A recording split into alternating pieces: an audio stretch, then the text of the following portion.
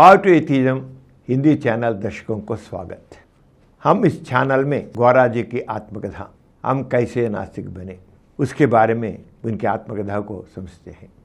इसके बारे में नास्तिकता के विस्तार के में क्या लिखे ये उनकी आत्मकथा में आज हम जानेंगे। गौरा जी अपने आत्मकथा में नास्तिकता के विस्तार के बारे में ऐसे लिखते हैं। नास्तिकता कोई नया विचार नहीं है।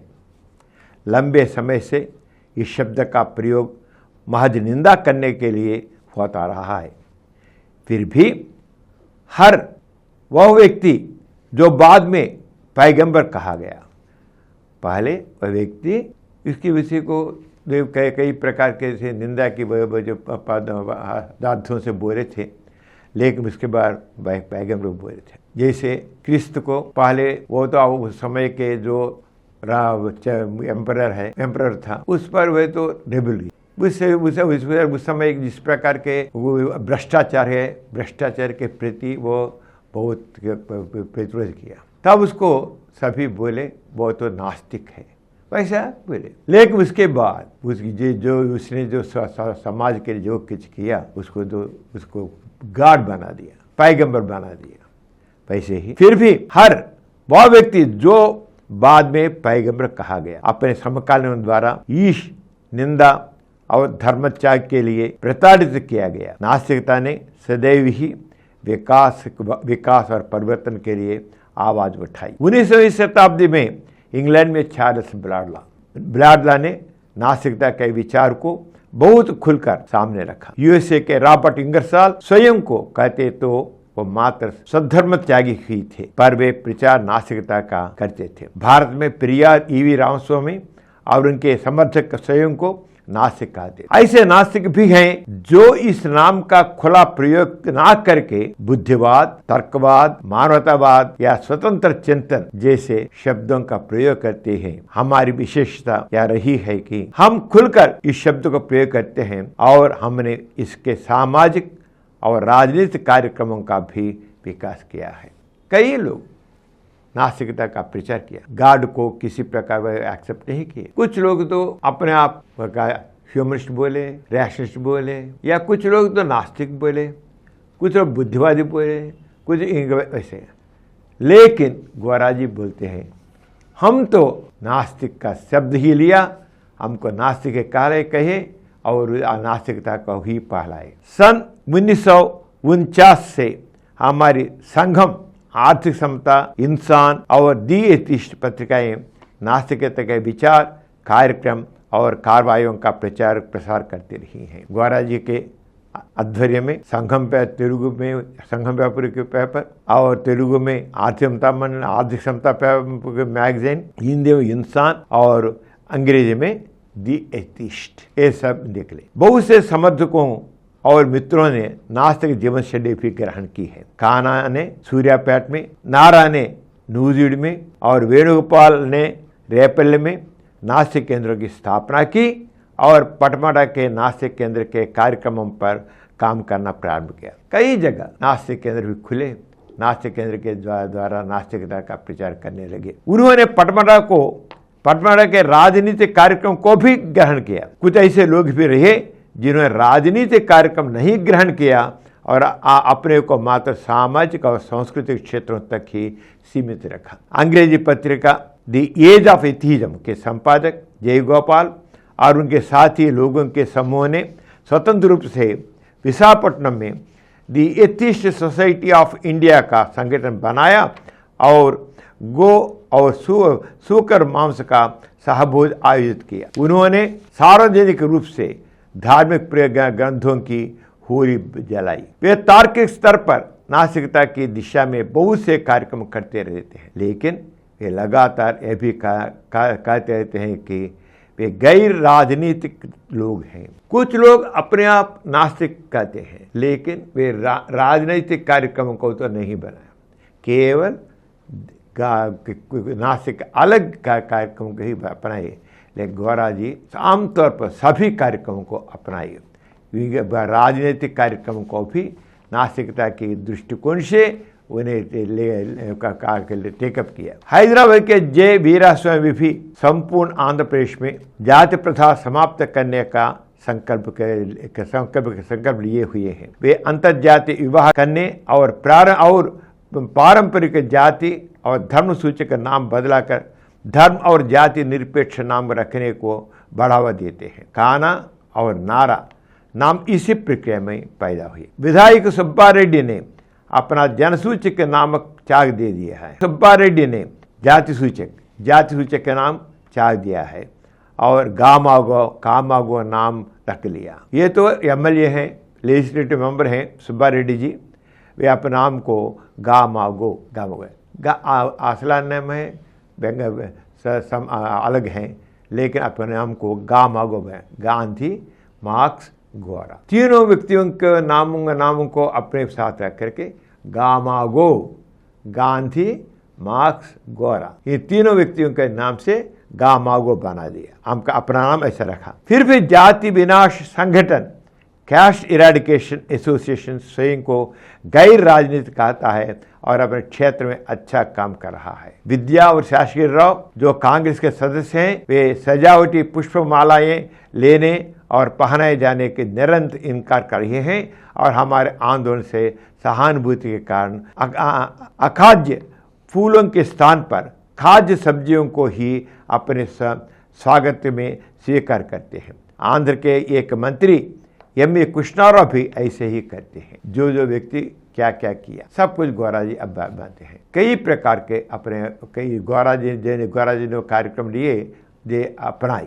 भूदान और सर्वोदय आंदोलन के प्रणेता विनोबा भावे ने सन 1955 में आंध्र प्रदेश की यात्रा की। यहाँ भी बहुत महत्व कार्य हुआ।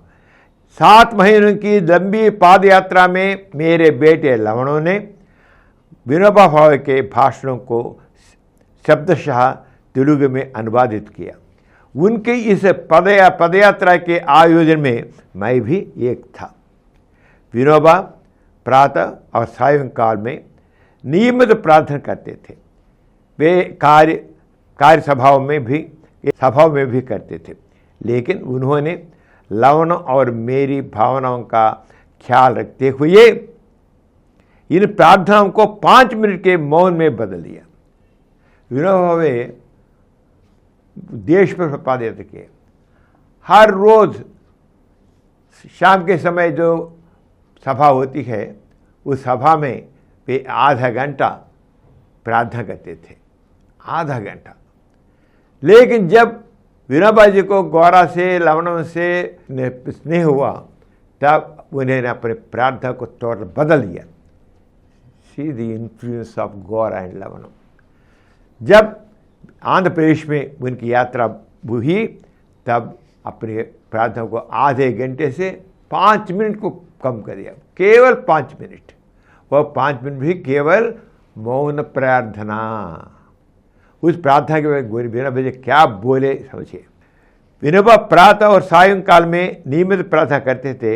यह वह कार्य सभाओं में भी करते थे, लेकिन उन्होंने लवण और मेरी भावनाओं को ख्याल रखते हुए इन प्रार्थनाओं को 5 मिनट के मौन का बदल लिया। उनका कहना था कि इन 5 मिनटों में लोग अपनी इच्छा के ईश्वर का मनन कर सकते हैं या प्यार, दया या सत्य जैसी बातों पर अपना ध्यान केंद्रित कर सकते हैं।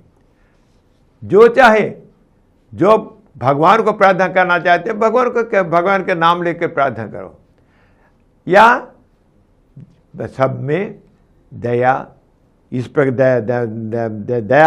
दया और सब प्यार और सच्च जैसे को बढ़ाने के लिए संकल्प बढ़ाने के का ऐसा काम पर मन में कैसा लाना चाहिए, क्या कर सकते हैं। इस प्रकार विनोबा नास्तिकों के साथ सामंजस्य बनाकर पदयात्रा करते रहे। विनोबा ने ना केवल नास्तिकों का समुचित मान्यता दी, वरन वे हमारे पटमटा केंद्र पर भी आए।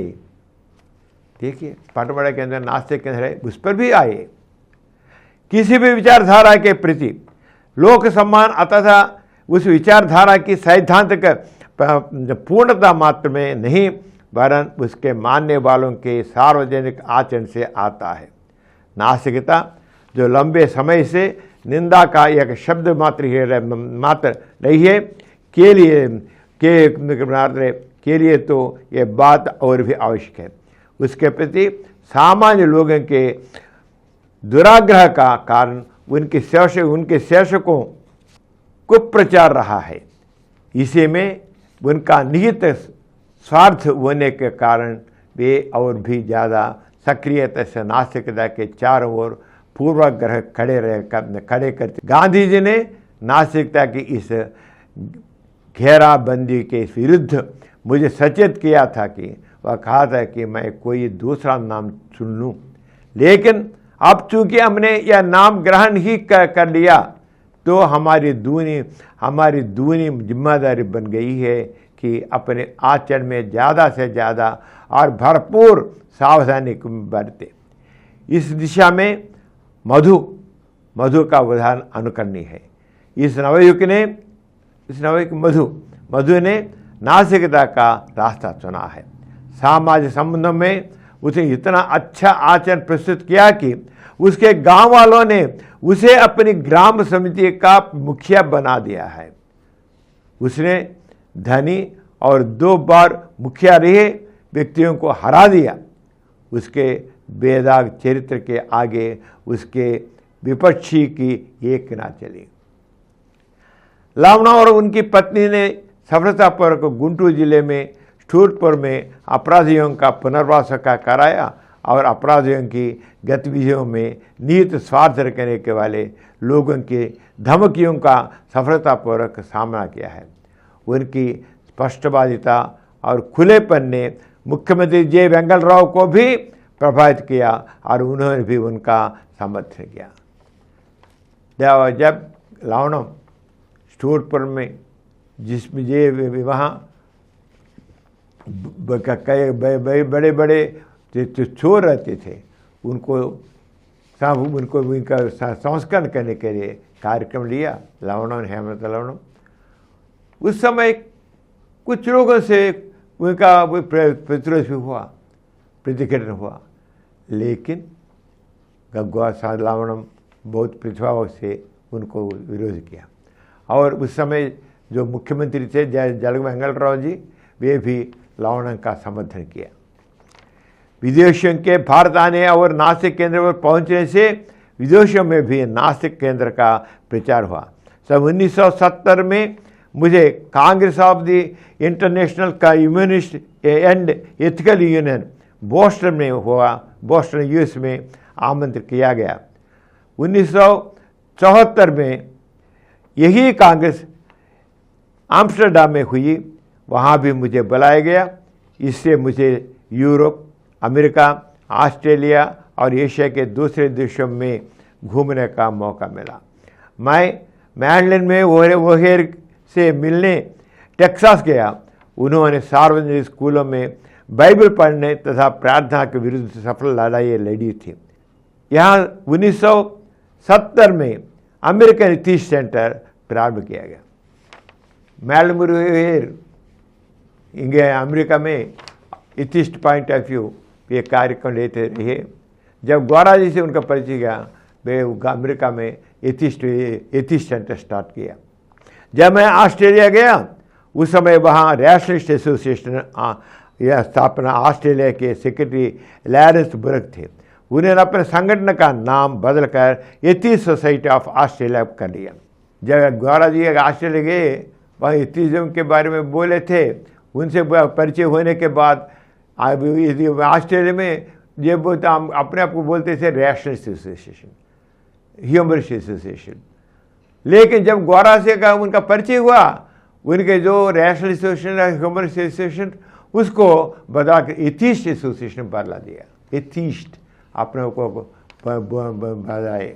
इस प्रकार हम देखते हैं कि बुद्धिवादी और मानवतावादी संगठन अपने नाम के साथ नास्तिक शब्द जोड़ना ज़्यादा उपयुक्त पा रहे हैं, क्योंकि ये शब्द उनके दृष्टिकोण का सही प्रतिनिधित्व करता है। यूरोप और ऑस्ट्रेलिया के इन संगठनों ने मुझे नास्तिकता पर अपने विचार रखने का खुला और स्वतंत्र मंच प्रदान किया। इससे बड़ी बात यह हुई कि क्वैकर समूह ने मुझे अपने सम्मेलन में विचार विमर्श के लिए बुलाना शुरू कर दिया। अब नास्तिकता केवल गाली का शब्द नहीं रह गया, नास्तिकों के आचरण ने उसे प्रश्न के गर्त में निकाल दिया। अब उसे वह सम्मान मिलने लगा है जो उसका है और जो अब तक उसे दिए जाने से वंचित रखा जा सक रहा है।